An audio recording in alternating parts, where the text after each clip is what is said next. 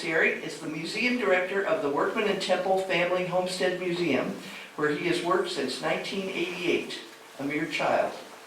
He has a BA and an MA in history from California State University, Fullerton, and has written on California history for such journals as California History, Southern California Quarterly, California Legal History, and Journal of the West.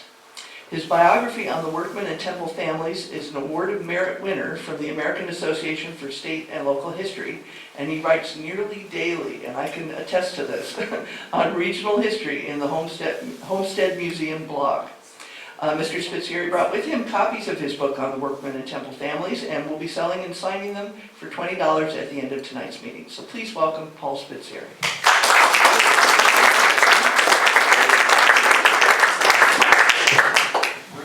Thank you very much, Janet, everybody from the roundtable for inviting me. Thank you to the folks at the Blinn House for coming to my rescue with a laptop, which is fantastic. It's great to see Michelle and Gregory and Jim, people I've known from other groups.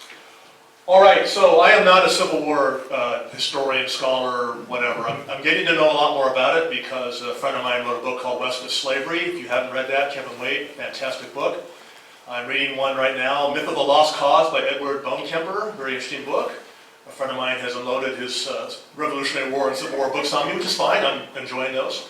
So I'm getting to know a lot more about it. This was an accident, and a lot of things that happen to historians are by accident. Michelle knows that as well as anybody probably. You rummage around somewhere and you find this thing that just pops out of nowhere.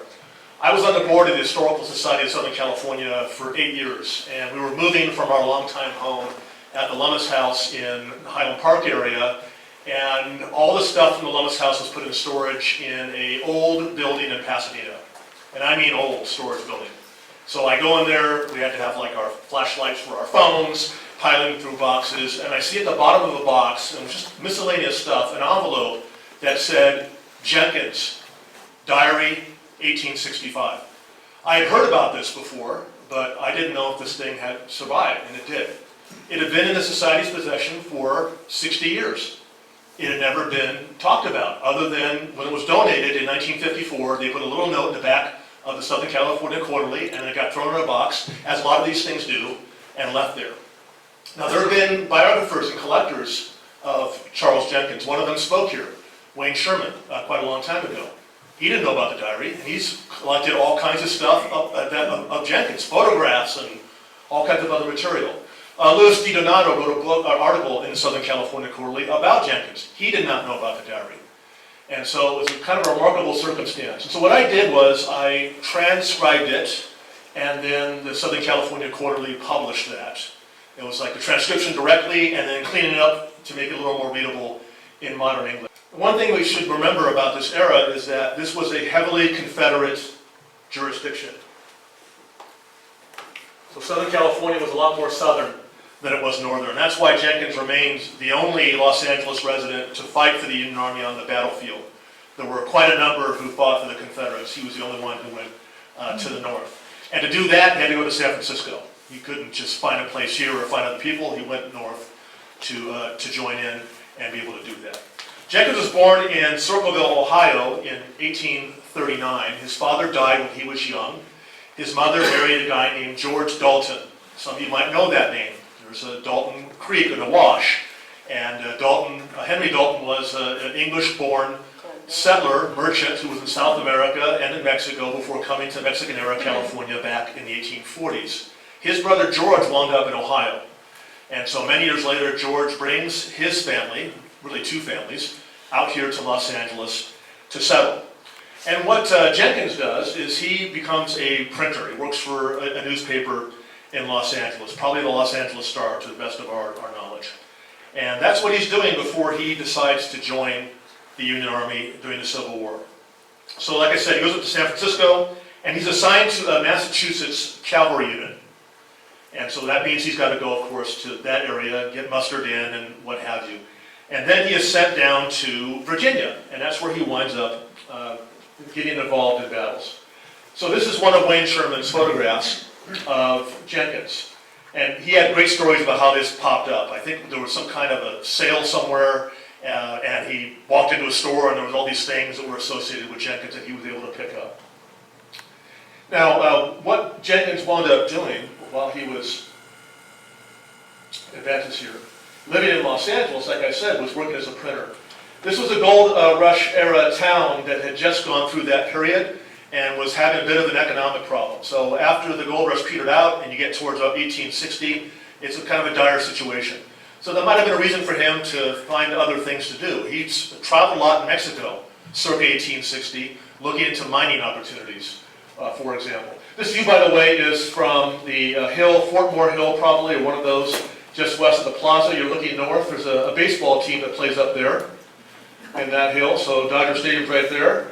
And you'd be going off into Highland Park area. So you're looking north from Los Angeles. This is called Sonora Town, by the way, because mostly Latino residents lived out there. All right, so he joins up with the California Volunteers. He goes to Massachusetts Cavalry, 2nd Cavalry Unit, goes to Virginia, fights in a number of battles. So Leesburg, Annandale, Fairfax Courthouse, Gooding's Tavern. And he is captured by the Confederates and is going to spend about almost a year and a half as a prisoner of war. So Gooding's Tavern is where he was captured, and so he wound up being in places like Libby and the very notorious Andersonville. There were 150 men, he said, that were with his unit that were captured. 2 survived. Jenkins and a fellow man who was a doctor. And Jenkins credited this guy with keeping him alive during that period of time. And so anybody who knows anything about prisoner of war camps during the Civil War knows that Andersonville was pretty much the worst of the worst, right? And so it's kind of an amazing thing that he survived that. And he's released in late 1864. So there's your photograph of what that would have looked like. Now, he was paroled, I should say, not released. And so parole means you're supposed to go back and then not fight, right, against the South. But while he was there at the parole camp in Annapolis, he writes a letter to his mother. And this was going to be November 28th, 1864. The letter was tucked into the diary, which is a really amazing thing, too. And I'm going to read you what he wrote his mother. I arrived here yesterday after 15 months imprisonment, suffering everything but death. But I am thankful that I have my life and good health at present.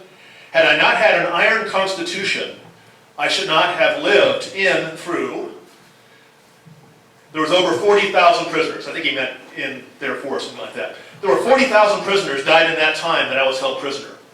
I presume that you thought I was dead, but you cannot get rid of me so easy as that. So I like that part of it. A little humor there. I can surmise your feelings in regards. We've had visitors every day inquiring for their sons and brothers. Of course, she's out here in Los Angeles, so it's a lot harder to get communication.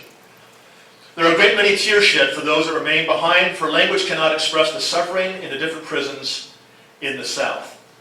I heard from the regiment since I have been here, my captain has been killed, and all of my company but 8 or 9. We numbered 104 men when we came out. I should like to go to the regiment soon, for revenge is sweet. And if I should have to lay here until the war is over, I shall not get square with the Rebs. So he wanted to go back, and he, in fact, did wind up doing that. Before he went back to his regiment, he bought himself a pocket diary so that he could capture his feelings and views and observations. Sorry, wait for this to advance here. Another Wayne Sherman photograph, I think, of Jenkins in later years with some of his medals and all that. I'm going to mention the later part now so we can get into the diary part of it. He does wind up in Los Angeles in September 1865 after being mustered out. Goes right away to work. He had a brother who was a notorious figure out here, William W. Jenkins.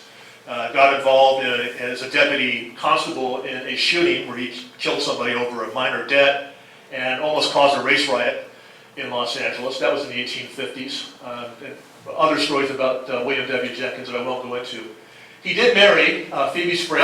The marriage lasted a long time, but it appeared to not be particularly happy at the end. She wound up leaving him. Part of the reason for that may have been that Jenkins had a habit of having young women working in the household, and there was some question about what that meant, especially when one of them wound up having a child and dying. And Jenkins was never formally accused of anything, but it's an interesting thing to think about. How much of that went on, and people didn't know about it back then, or didn't talk about it. In later years, though, he became a common figure as they had commemorations of the Civil War. And that meant, of course, the GAR, and he's the leader of that. That's Jenkins on the left there with other members of his group, probably in the 1910s, I'm going to guess. One of the things about him is that he tried to claim, when you filed for your pension, all the things that happened to him. Of course, he was imprisoned in these horrible camps. And he talked about the fact that his health conditions were so bad, he didn't expect to live very long when he's filing these applications. He lived until 1933. Wow. So he had an iron constitution, as he said in that letter. And his gravestone out here in Los Angeles, and you can see the commemoration of his war service there. He wound up getting a lot of federal patronage jobs. This, of course, is a big thing, right? If you support the Republicans when they're in positions of power, and maybe if you're a war veteran, that's going to help you. So he was a federal marshal. He was a court bailiff during the time that the Republican Party was ascendant in Los Angeles. A big switch, by the way, from the Civil War years when the Democrats were ruling the roost. But by the late 19th century, with the big boom in the 1880s, it totally changed. The Republicans became the dominant party, and he benefited from that. One of the interesting things about him is he had a home in Los Angeles, and he added a kind of a screened-in porch to sleep in, because he could not sleep inside a building. And the reason for that, purportedly, was his years in prisoner of war camps and being outdoors. He had to sleep out in a screened porch. And so that was an interesting little factoid about Jenkins there. All right, so I went over this whole issue of how this thing wound up appearing and what was done with it. That is the cover of the diary, conveniently stamped 1865 on it. And here is the letter, which was divided into two pieces, as these things are, because it gets folded over time, they separate. But the cool thing is the vignette, so we're talking about woodcuts and that kind of thing. And so you can get a good idea of what the parole camp would have looked like in a sanitized version, of course not that clean and neat and tidy. And then his writing to his mother there. This was a gift by a guy named Clement Gagliano. He was kind of like a second or third generation removed from Jenkins. Jenkins did not have any living children. His wife had died, they'd been separated. And so he had a housekeeper, and again the question was how much of a housekeeper was she as opposed to other things. But in any case, she wound up dying and passing it to a sister who then died and got passed on to somebody else. And Gagliano had it, and he just decided to contact the Historical Society and donate that back in 1954. All right, so in terms of the document, it's not that hard to read in my view. The handwriting can be a really interesting thing for those of us who've tried to transcribe. It wasn't all that difficult. What helped was scanning and then improving the quality of the scans to be able to read, especially the parts that were in pencil. Most of it was in ink, as you can see here. There was only one day that he did not record anything, which I found somewhat amazing because he's in battlefields and marching and that sort of thing. He's got pretty much something to say. Now, you're not getting a lot of space. You can see you've got 8 or 9 lines on any given day. But interesting to see at least the samples of the writing here. All right, so as I said, it's New Year's Day, 1865. He is back with his unit, starts recording what's going on. This means that there's the final campaign in Virginia, which is going to lead to Appomattox. He was there for that. It's the camp life. He records the assassination of Abraham Lincoln, the preparing for mustering out, the frustration that soldiers had that didn't take as quickly as it should have. And this is something that's fairly new to me, but the fact that there were almost revolts by soldiers, or sometimes revolts, about not getting out soon enough. His discharge, making some visits up in Massachusetts before returning home to Los Angeles. So let's share a little bit of this and give you some idea of what he is talking about. On Sunday, New Year's Day, January 1st, 1865, he says, "Today I and William Parker, First Sergeant of the 38th Mass, went to divine service at the chapel at Parole Camp, Annapolis. It was quite cold and the wind blew very hard. Today is New Year's and I wrote a long letter of 8 pages to Miss Casabolt for a New Year gift." You're going to hear a fair amount about Jenkins and women in the course of this presentation, and several of them, which is probably not surprising. And again, he goes on to talk about these different things that were going on, including being charged of post duty. He says on January 31st, 1865, "I see a lady in one of the tents of Company E. They say it is a sister, but she remains all night. She must be very affectionate or loving, you bet." Right?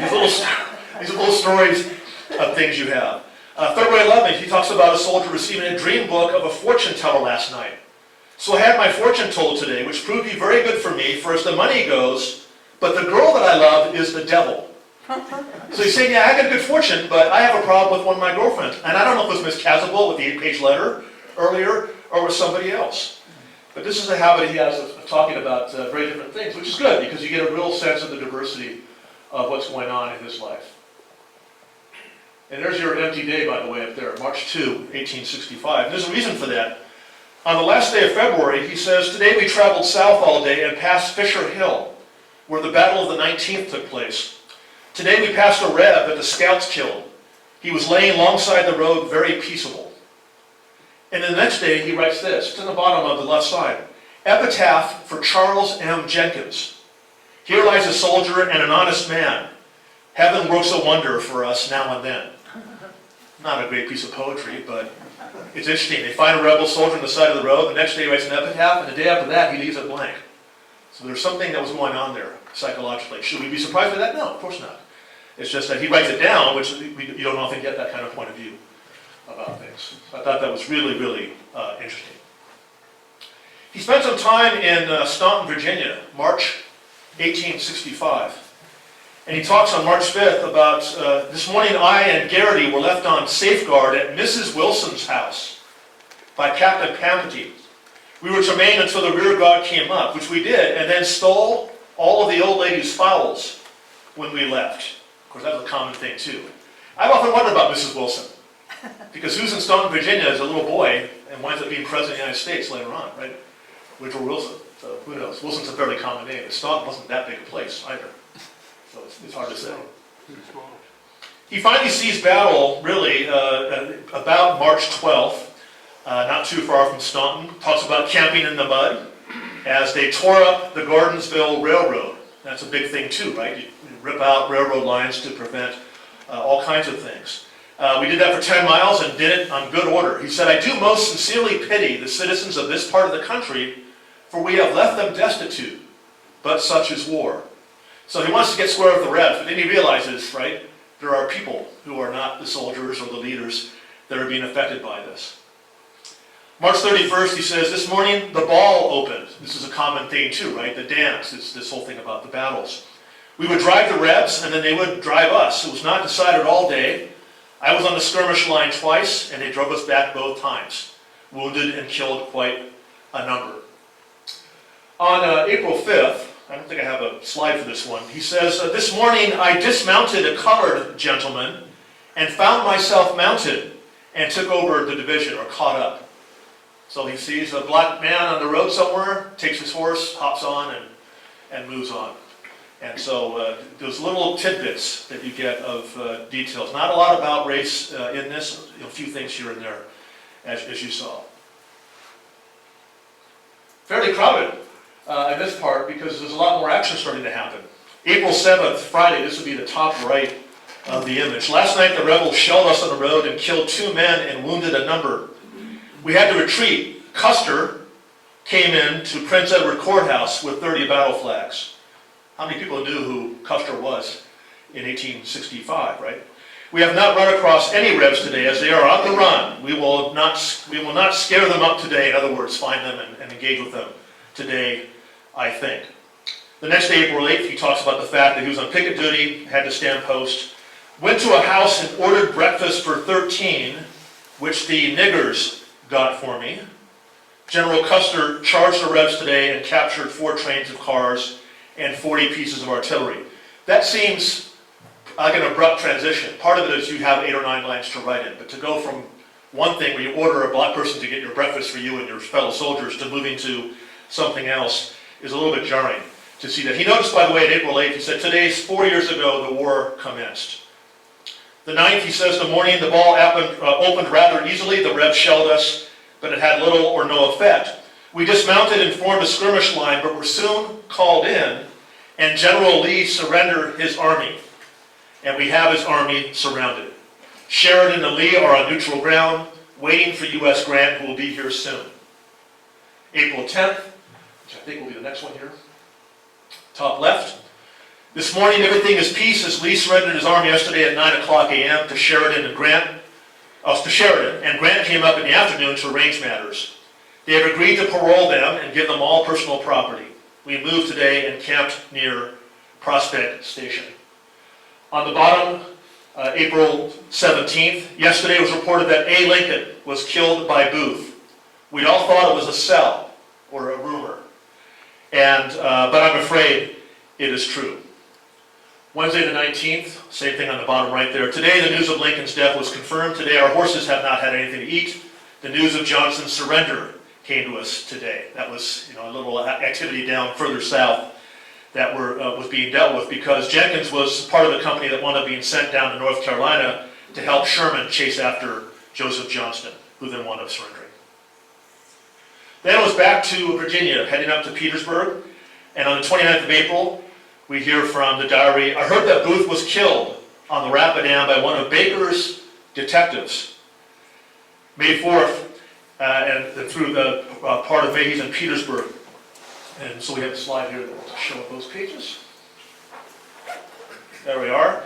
I was on duty today. I had two posts, one at headquarters and one at a house acting as safeguard. This is May 4th, and guarding regimental property. I also made an advance on a young lady in the dark. Now what does that really mean, right? I made an advance on a young lady in the dark. Saturday the 6th, and maybe because the advance didn't work the way he wanted it to, he writes, I must confess that I have not put my leisure moments to good advantage, for I read The Lustful Turk. I had to look that one up. That was a British semi-pornographic novel. It was very popular in wartime camps. You mentioned the guy who was the British Crimean burial, so he might have read The Lustful Turk in the 1850s. Who knows for sure. May 10th, he briefly notes that they passed through Richmond, which was mostly burned. The 15th, we broke camp at 5 o'clock, came to Fairfax Courthouse, camped on the west side of the village. He said, the country looks familiar to me as this is where I first done duty as a soldier and where I was taken prisoner. May 16th, I heard of the capture of Jeff Davis. So he's got a habit of recording some pretty interesting things as we go through here. Later in May, they wound up going into Washington, D.C., where they passed through the Capitol and gave 3 cheers for General Sheridan. I stopped and got a pin from a beautiful girl. Got to mention that. Went into camp in the woods, and Custer had a set-to with somebody named Gibbs. He writes in his diary. On the 23rd of May, we arrived at the Capitol at 9 o'clock and passed in reveille. The free schools were there to welcome us. The girls sung Dixie. We passed the Treasury Building and the White House. The streets were all flags and flowers. Banners of all descriptions were hung out. On June 1, he writes that everything was dull, but there's 1,000 reports, I guess, about what was going to happen, how soon they would get mustered out. Some say that we would go home on the 11th of the month. And then he records, on the top right there, today, 6 years ago, said Cedric Waite, who was a resident of San Bernardino County, and myself were coming down the San Bernardino Mountain on our way to Mexico, where we arrived the 11th of October, 1861. The next day, June 2, on the bottom right, he says, today is my birthday. I am 26 years old and have been 6 years from home. The band came and serenaded me. I'm glad to see I have so many friends in the regiment. It is something that everyone has that is part of that. Having that kind of friendship, I guess, is what he meant. All right, and then he says on June 17th, and I'm going to move to that part of it here, that he was in Washington again on a pass, and after walking over the country, he decided to sit down in front of the White House and rest his bones. On the 18th, however, he had some news. So let's move ahead here, see if I can find that.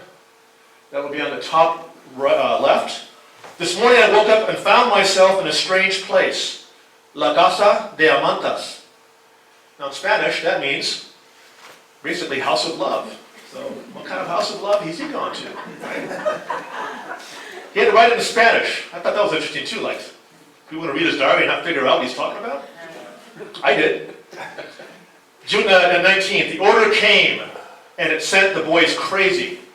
They all commenced to climb trees. All faces wore a smile over the good news. The problem is you get the news, and it's not going to happen as fast as you want it to. On Friday the 23rd and Saturday the 24th on the right there, the regiment is sworn not to move from this camp until the government will send us home. They hollered all night and threatened to burn everything and cut the horses loose. The Sea Corps charged a battery and took it, you bet, and the gunners had to run for their lives. So again, it's this whole pent-up feeling about getting ready to get sent home. It's just not going to happen as quickly as they wanted to.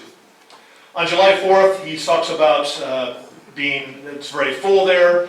There were all kinds of activities, a sack race, there was a grease pole 20 feet high. 20 men tried it and failed. That was their excitement for the holiday. As you move towards the middle of July, let's see if we can get this advanced here. There on the 19th, he says, today is all excitement. We are to be mustered out of the U.S. service at 2 o'clock, which took place at the appointed time. So no more attacks on batteries, no more chasing gunners away. And then what they do is they take the train up from Virginia through Baltimore and Philadelphia, and then they get a boat to Providence, and another train that will take this is Baltimore and Philadelphia to New York by train, a boat to Providence, and then another train to his headquarters for the cavalry unit at Redville, Massachusetts, or Reedville. And so while he is back in that area in Massachusetts, he starts to explore the area. So on the 31st, see if I can find this, maybe it's a little later on. He says, I took a walk to Mill Village, saw some pretty girls, but unfortunately I could not speak to them, as I am still a soldier. And the Massachusetts girls do not think that a soldier is worth speaking to. Well, why would that be? Right?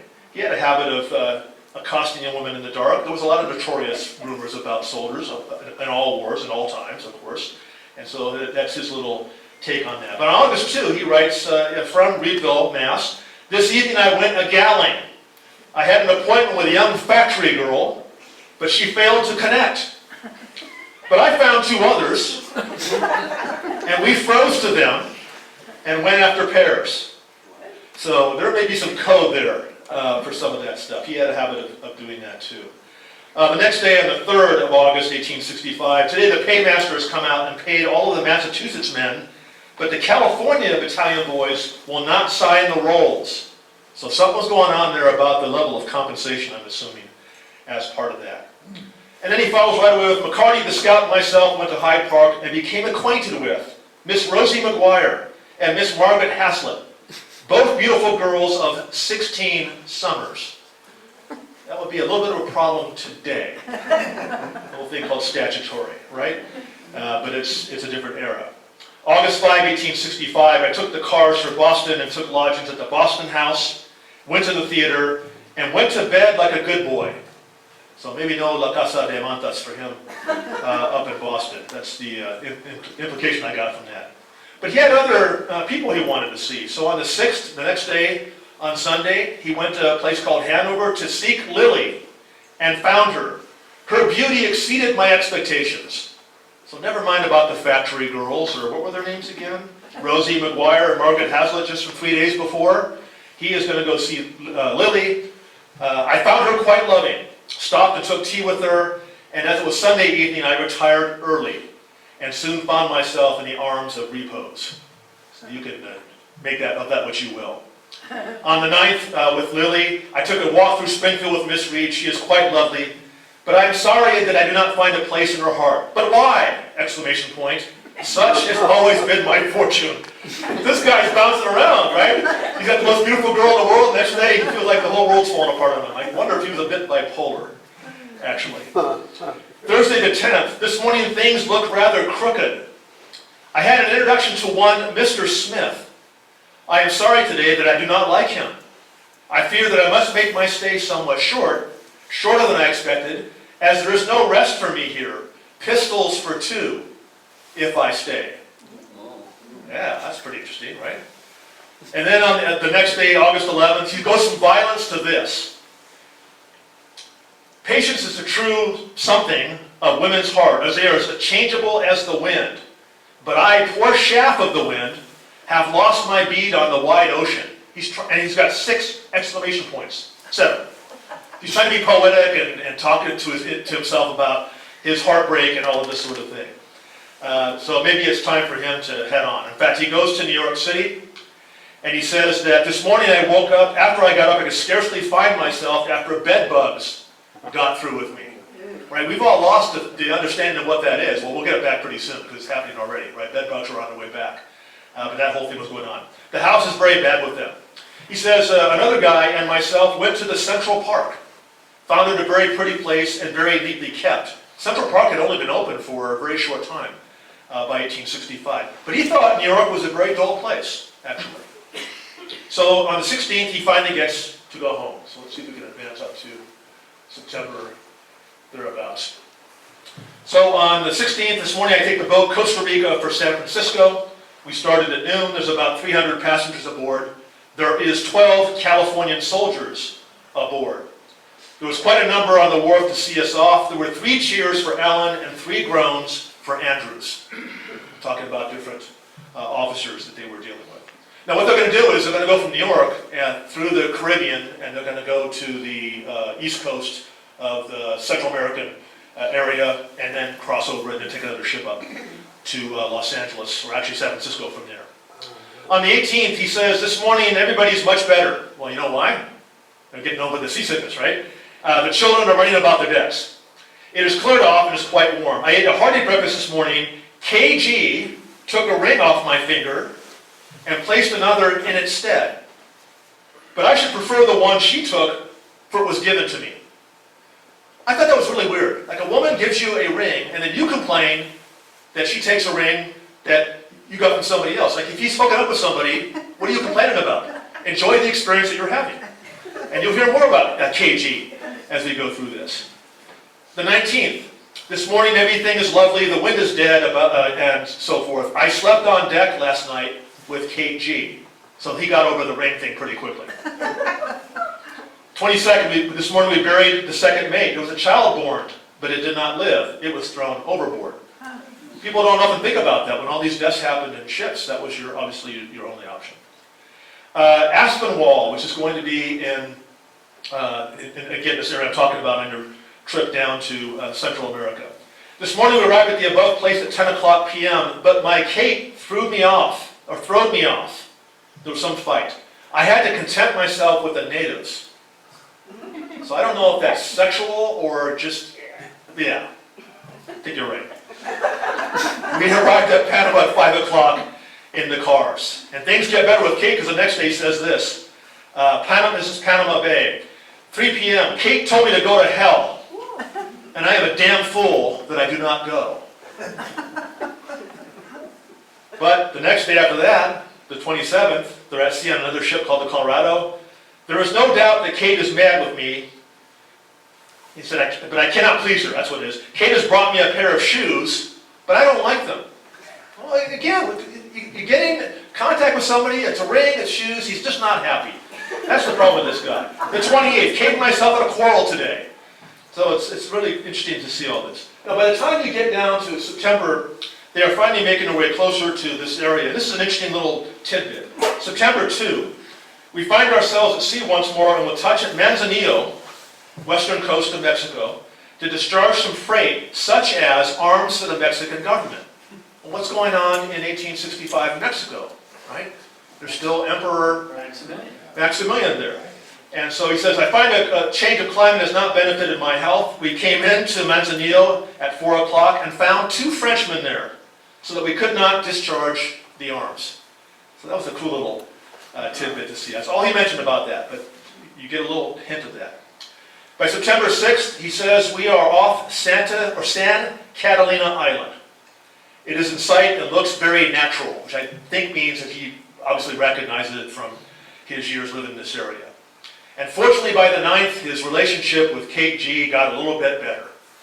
I had made up with Kate to go in the second cabin to sleep, and then he wrote S1 and an I-like symbol, and then go, which I take to be code for whatever it is that took place once they got to the second cabin to sleep. On the 10th, they arrive in San Francisco. He takes up lodgings at the What Cheer House, which was a famous landmark in the city at that time. Today I went to see Miss Harrington. So Kate G, moving on to somebody else. and was received with all the honor one could expect. She's a pretty girl and one of my correspondents. He obviously had quite a few. He winds up meeting some Los Angeles people while he was in San Francisco in mid-September. So a guy named Obed Macy. The Macy family were pretty prominent in early Los Angeles. Cesar Chavez Avenue, part of that was Macy Street back in those days. And Macy wanted him to call on him at the Monte, which I did, which I guess was a place in San Francisco there. I thought it might have been down here when I first saw that. And so he got to meet some friends after his long trip away. On the 17th of September, this morning, nothing else to do, so I went to the Catholic Church. And then I called on Miss G in the afternoon. I think that's KG. So he saw the other woman you just talked about, Miss Harrington, goes back to KG. And then he called on Miss Ellen Casbah. She's the woman I mentioned at the very beginning that he corresponded with. So he's got his fingers in different activities here. Miss Caswell is not home. He said, but I'm sorry for I wanted to see her. She is my gal, you bet. Really? How many gals does this guy have? The 18th. This morning I had my picture taken and gave it to Miss Gertrude H., another person. And she gave me one of hers in return. She's a lovely girl. She played several pieces for me on the Yankee drum. I then went to see Kay and stayed. Is it on here? I don't think I have it on here. I should put this on here. Let's go back. Whoops, I went forward. Anyway. I just messed that up, guys. Sorry about that. Anyway, on that September 18th, went to see Kay. He had a drawing, put CAL and 12 hours. The drawing to me looked like a bed. So I guess that was his code for what he was trying to get across. September 19th, he wound up finally heading back home, taking a steamer called the Pacific for San Pedro. He met a friend on the wharf. And in those days, you would anchor offshore quite a distance, maybe about a mile, get on a smaller craft, like a lighter, as they call these, and make your way into the so-called port at Wilmington/San Pedro. He said, I saw a variety of people. John Wilson, Wilson's father, Benjamin Davis Wilson, was a major figure out here in the San Gabriel Valley. After we shoved out, I found E. Workman on board, a Los Angeles saddler that he knew, and so forth. This is an interesting thing he said too. This morning we find ourselves at sea once more, and I'm not sorry to think that we will have to make San Pedro today, which we did, and I took the stage for Los Angeles. I arrived here at 3 o'clock and took up my quarters at some place. He just put P down for that. He finally got to see his mother, who he had written back in Annapolis. Did not find her in good health, as she's been paralyzed for some 20 months, but I'm in hopes that she may be over that soon. All the rest of the family are well, thank God for that.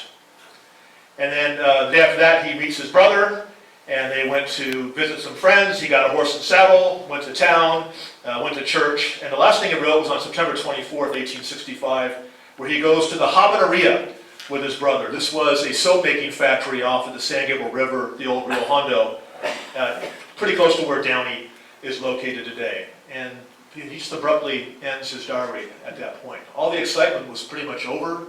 All those girls weren't there anymore, whatever it was, and so he just put the diary away. One thing Jenkins had been asked to do before he was mustered out was to provide some lists of people in different companies. And so on the left there, he writes down companies A through M, and this is a list of deserters that he was asked to record. At other times, he was asked to list those who had been killed in battle, those who had been wounded, and so forth.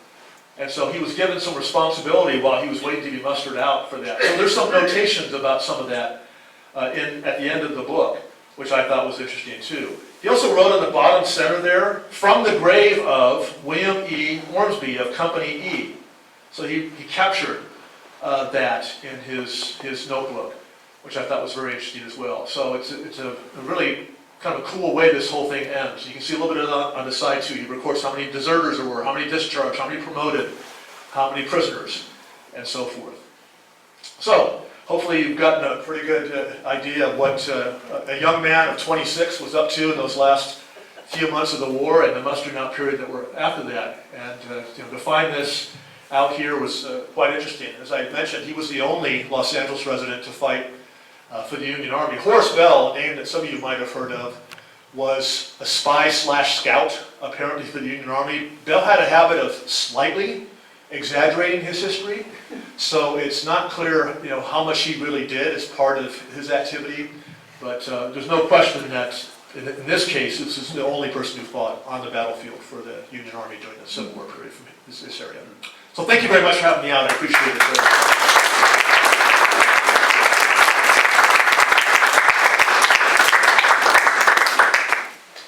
Questions, comments? Way in the back. I just thought it was extremely strange that when he mentioned Lincoln's death, there was just like a few words dispassionate, nothing, like it was nothing. And then he went into more elaboration about the women. But Lincoln, he passed away, Well, when they saw the rebel soldier by the side of the road, he's moved to compose an epitaph for himself. But when the president... So then you think, well, was it really that important to him about Lincoln and what he meant as opposed to some other reason? Yeah. Why did he sign up and volunteer Yeah. for the war, right? So that's an interesting thing to mention. Is again, you only have a certain amount of space, so there's part of that. But he definitely shows emotion in other areas. Right? Yeah. Yes, sir. What cemetery is he buried in? I believe it's Rosedale Rosedale? Cemetery. Yeah, it's Rosedale. Yeah, exactly. Michelle. I have a couple questions.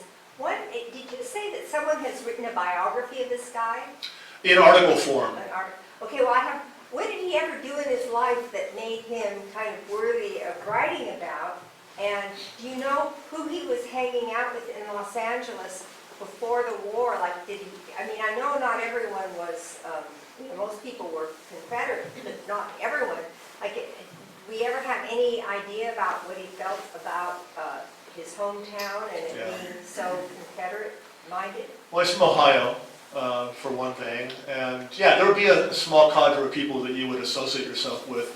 But usually people who were Whigs and then Republicans after 1856, they weren't open about that. They would use other terminologies like, People's Party or Union Party or something like that.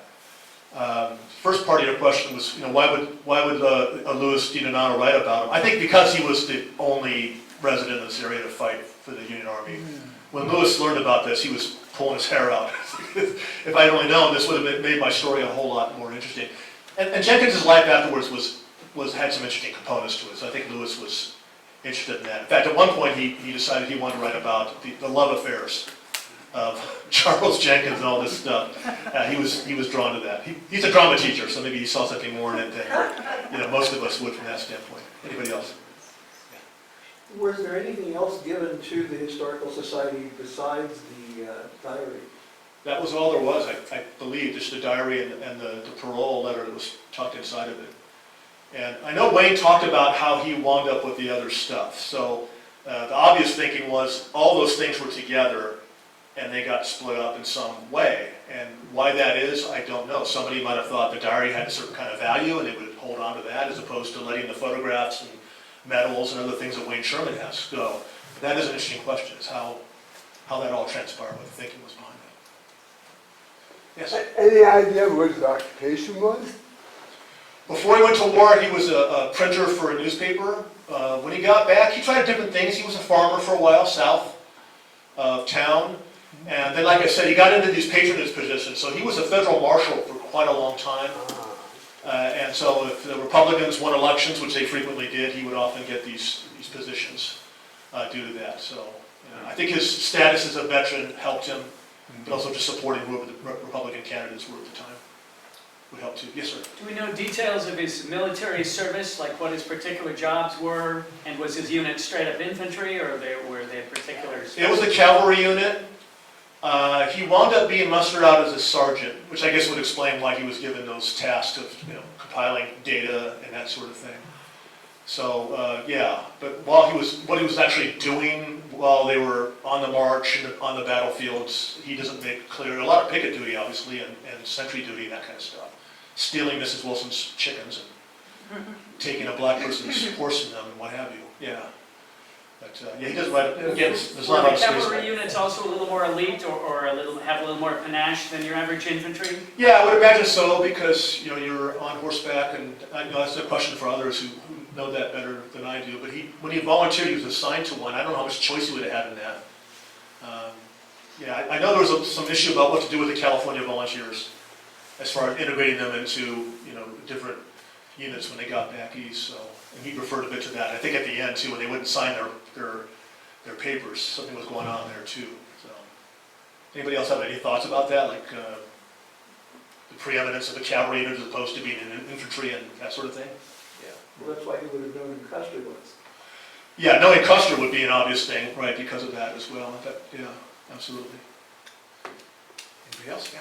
Do you have any idea how he physically got, at the beginning of the war, got from San Francisco to Massachusetts? Same way that he did coming back home. So you take a steamer down to the west coast of Mexico, pardon me, not west coast, down to Panama, Nicaragua, one of those areas. You go across the isthmus and then steamer up to New York. Stop in Cuba, probably on your way up to do that.